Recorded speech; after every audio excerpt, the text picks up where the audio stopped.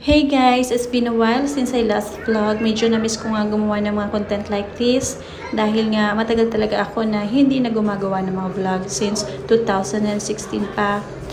But before that, i-drop off ko muna itong galon sa water station at saka nila i-refill. Dadali na lang nila ito sa unit ko pagkatapos. At samahan nyo naman ako sa aking quick grocery trip. At ito nga, nagkamali pa nga ako ng floor na napindot. Napunta ako sa pinakaibaba sa parking lot. Pero dito lang muna ako sa ground floor pupunta para doon sa water station.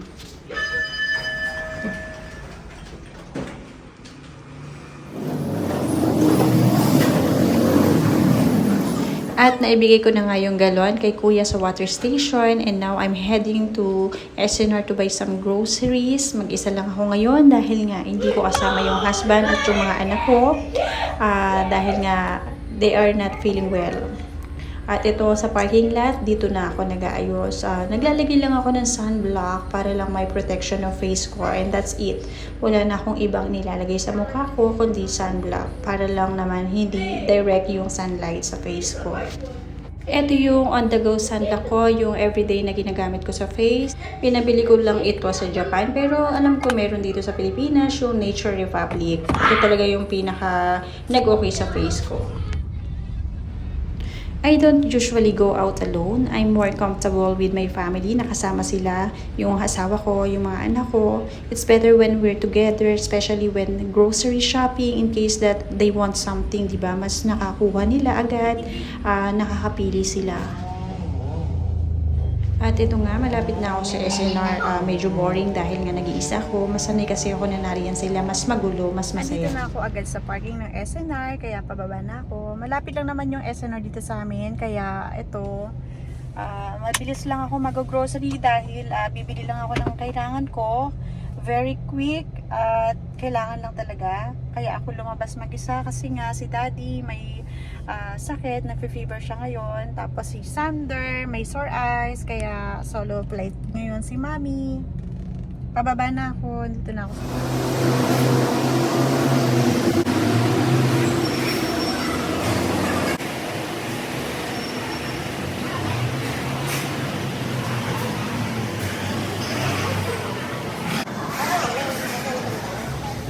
Ayan, at kumuha muna tayo ng card para dito natin ilalagay yung mga pamimili natin. Very, very quick lang dahil alam ko naman yung mga kukuhanin ko kaya madali lang ito matatapos.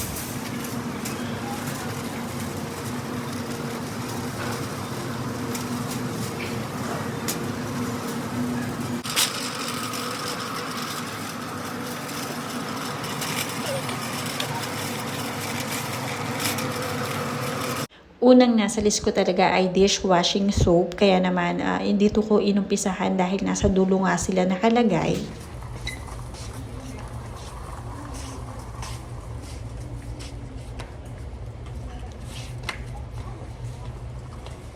Next in line nga ay ito nga orange juice dahil nga favorite ito ni Alexa. Palagi kami may orange juice sa bahay.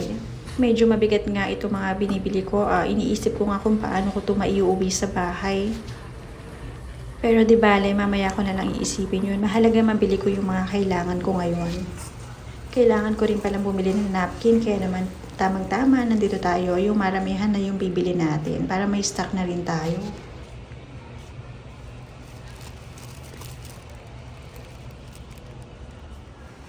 Next naman is yung favorite chips ni Sander, yung Ruffles. Hindi yan nawawala sa grocery list namin palagi.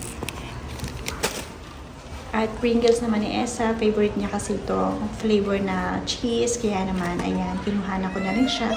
Tapos si Daddy yung picnic para sa kanya.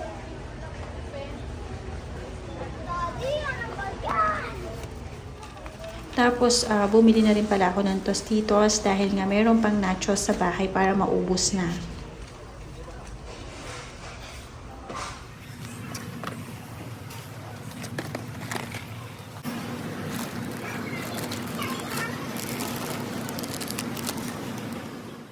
Tapos, isang reason kung ba't ako dito bumibili sa SNR ay dito ko nabibili yung chicken nuggets na maramihan. Kaya naman ito perfect para sa amin dahil ubos na nga yung chicken nuggets namin sa bahay.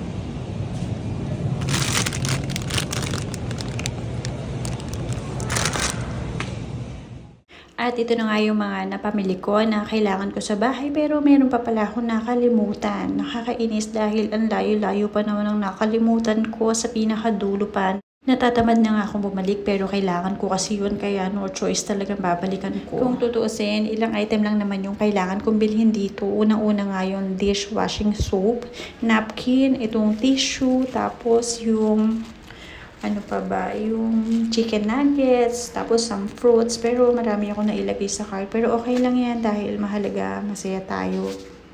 At ito na nga, tanghali na pero kailangan ko na rin talagang umuwi kaya lang ang dami-dami palang pila ngayon. Kailangan ko pang bumili ng food namin.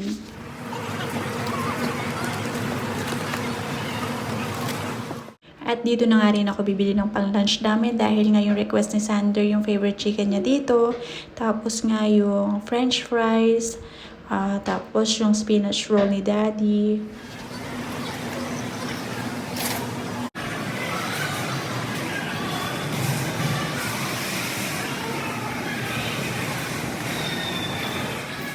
At nandito na nga tayo sa exciting part dahil nga talagang wala akong choice kundi buhatin ito at ilagay sa compartment lahat kahit na medyo mabigat.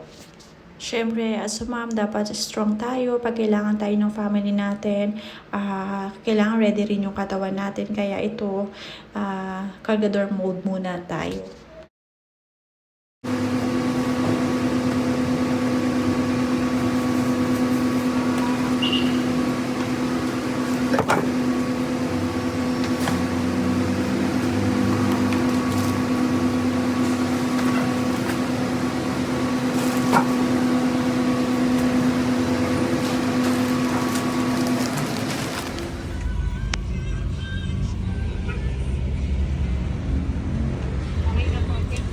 Thank you.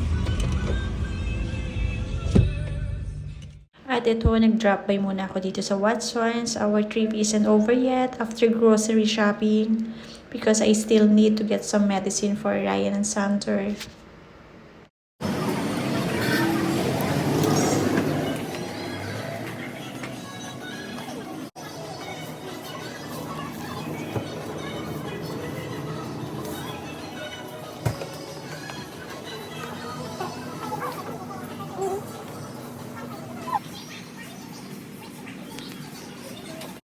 Okay, finally natapos din ang aking paglalakbay. Finally heading back home and I'm excited to check on them and see if they are okay or feeling better na. Sumakses ng bahagya ang person ngayon, kaya naman see you on my next vlog. Bye!